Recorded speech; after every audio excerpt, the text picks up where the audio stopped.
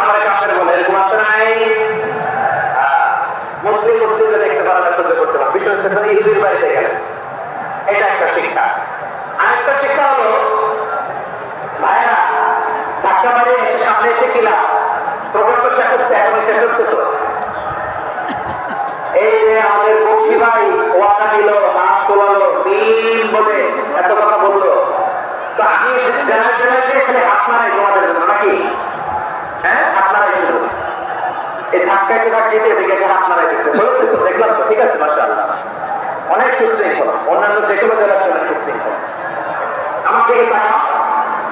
আমার দিকে তাকাও